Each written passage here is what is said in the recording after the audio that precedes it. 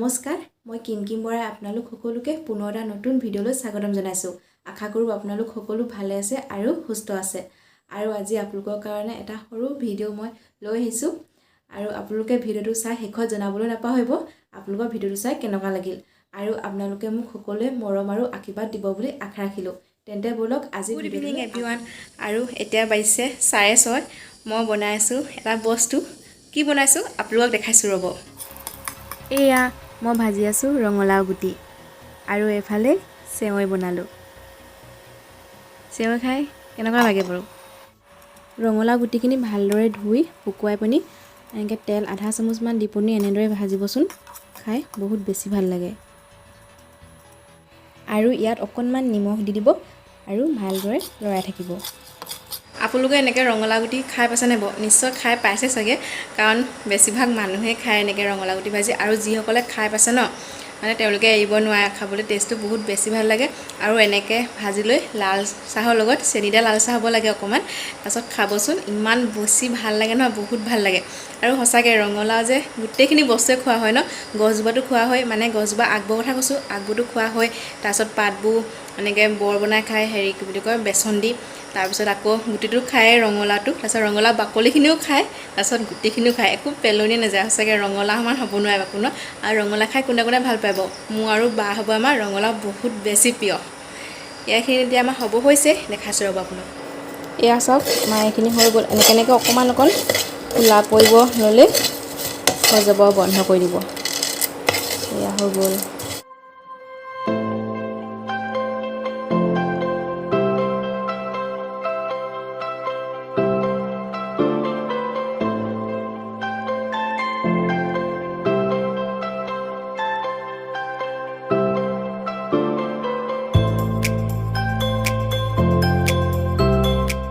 আমাৰ হৈ গ'ল। এতিয়া আমি আগফালে লৈ যাওঁ। আগফালে চব বহি আছে, আগফালে খামগৈ। এইফালে দিও আৰু ৰাণীয়ে দুয়োটাই জগ লগাই শুই আছে চুপচাপ। আৰু আজি আমাৰ গধূলি চাহ কাপৰ লগত এয়াই আছে।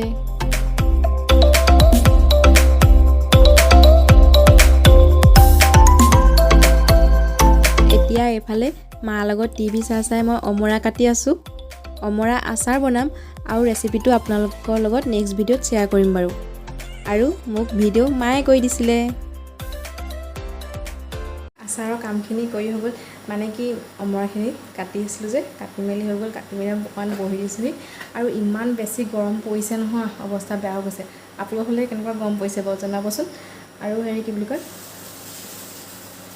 ইয়াত দাইল দিছিলে।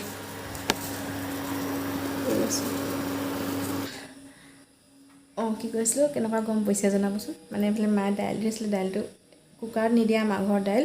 হেৰি কি বুলি কয়, প্ৰায় মানে এনেকৈ কেৰাহীতে দাইল বনাই খোৱা হয়। কুকাৰত দিলে মা পাপাই খাই সিমান এটা ভাল নাপায়, সেইকাৰণে এনেকৈ ডাইৰেক্টে বনায়। আৰু আপোনালোকৰ ফালে গৰমটো কেনেকুৱা পাইছে মোক জনাব হা। আৰু মই দিনৰ পৰাই ভিডিঅ' বনাম বুলি ভাবিছিলোঁ, কিন্তু ইমানেই গৰম পৰিলে যে বনাব নোৱাৰিলোঁ। দিনটো অ'ত ত'ত পকাত পৰি থাকোঁতে গ'ল, ইমান বেছি গৰম পৰিছে। আৰু এতিয়া পানী খাবলৈ লৈছোঁ, ওলাওঁতে সোমাওঁতে পানীকে খাই আছোঁ, ইমানেই গৰম পৰিছে। আৰু এতিয়া বনাবলৈ লৈছোঁ সৰু মাছৰ চৰচৰি অকণমান। তাকে ভাবিলোঁ ৰেচিপিটো আপোনালোকৰ লগত শ্বেয়াৰ কৰোঁ। এতিয়া মাছ বেছি নাই, কেইজনীমানহে আছে। এয়া দিনত ৰাতিপুৱাতে মানে খালোঁ, এতিয়া কেইজনীমান আছিলে। মায়ে কৈছে এয়া অকণমান চৰচৰিকৈ বনাই দে বুলি, মোকে বনাবলৈ কৈছে, ময়ে বনাব লাগিব। আৰু ভাবিলোঁ ৰেচিপিটো শ্বেয়াৰ কৰি দিওঁ, হয় নাই? তেন্তে ব'লকচোন কেনেকৈনো বনালোঁ আপোনালোকৰ লগত। এতিয়া প্ৰথমে লৈছোঁ এটা পিঁয়াজ আৰু এনেদৰে কাটি লৈছোঁ। আৰু লৈছোঁ এটুকুৰা আদা আৰু লৈছোঁ এচামুচ সৰিয়হ। আপোনালোকে ইচ্ছা কৰিলে ইয়াত জলকীয়াও দি দিব পাৰে। আৰু এতিয়া এইখিনি ভালদৰে পিচি ল'ম। এতিয়া এখন কেৰাহী লৈছোঁ, তাত অলপ তেল দিছোঁ। তেলখিনি গৰম হ'লত অলপ নিমখ দি দিছোঁ আৰু অকণমান হালধি দি দিছোঁ। আৰু এতিয়া ইয়াত মাছকেইজনী দি দিম আৰু মাছকেইজনী আমি ভাজি ল'ম। একদম পূৰা টান হৈ যোৱাকৈ ফ্ৰাই কৰি পেলাব নালাগে, অকণমান ফ্ৰাই কৰি ল'লে হ'ব। আৰু মোৰ মাছকেইজনী অকণমান সৰু হ'ল, আপোনালোকে ইয়াতকৈ অকণমান ডাঙৰ ল'ব, তেতিয়া বেছি ভাল হয়। আৰু মই বৰিয়লা মাছ লৈছোঁ।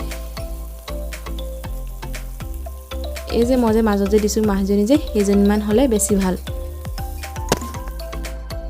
এতিয়া মাছকেইজনী কাঢ়ি ল'লোঁ আৰু সেই মাছ ভজা কেৰাহীখনতে তেল আছিলেই মোৰ। আৰু তাত এতিয়া দি দিছোঁ পাঁচফোৰণ। আৰু পাঁচফোৰণকেইটা ফুটিলত মই যে বনাই লৈছিলোঁ পেষ্টখিনি যে, সেইখিনি দি দিছোঁ। আৰু এইখিনি ভালদৰে ভাজি ল'ম।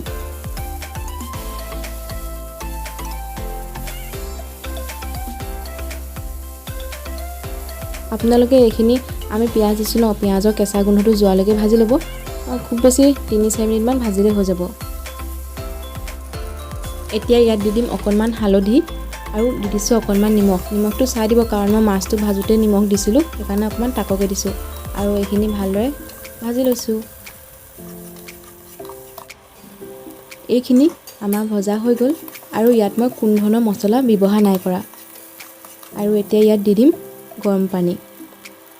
প্ৰথমতে মই এবাটি দিছোঁ, আৰু যদি তাকৰ হয় আৰু অকণমান দি দিব পাৰে। এইখিনি ভালদৰে মিক্স কৰি লৈছোঁ। মই আৰু অকণমান পানী দি দিম এতিয়া। আৰু এতিয়া এইখিনি এটা উতল অহালৈ ঢাকি থৈ দিম। এয়া চাওকচোন, আমাৰ উতল আহি গ'ল। আৰু এতিয়া ইয়াত মই মাছ কেইজনী দি দিম। মই নিমখটো এবাৰ চেক কৰি লৈছোঁ, জোখত হৈছেনে নাই হোৱা।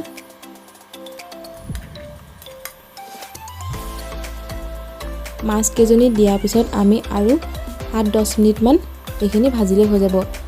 মই ঢাকন দি দিছোঁ আৰু এইখিনি মাজে মাজে আপোনালোকে লৰাই মেলি চাই থাকিব।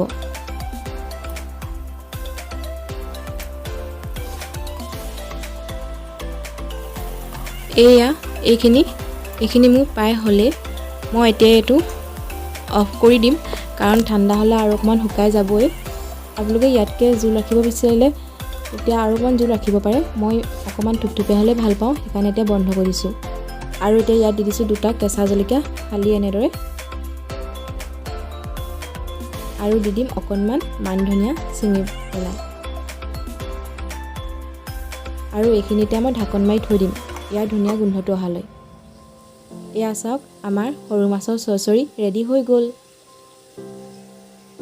এইফালে মাছৰ চৰচৰি বনাই হৈ গ'ল, আৰু এইফালে বনাই আছোঁ বা আৰু মোৰ কাৰণে হাঁহৰ মাংস ড্ৰাই ফ্ৰাই। আৰু মোৰ ফেচটো ইগনৰ কৰক দেই, গোটেই গৰমত ঘামি জামি অৱস্থা বেয়া হৈ গৈছে। মই আপোনালোকক দেখাইছোঁ ৰ'ব হাঁহৰ মাংস। এয়া প্ৰায় হৈছে, আৰু 5 মিনিটমান পিছত আমাৰ হাঁহৰ মাংসও ৰেডি হৈ যাব।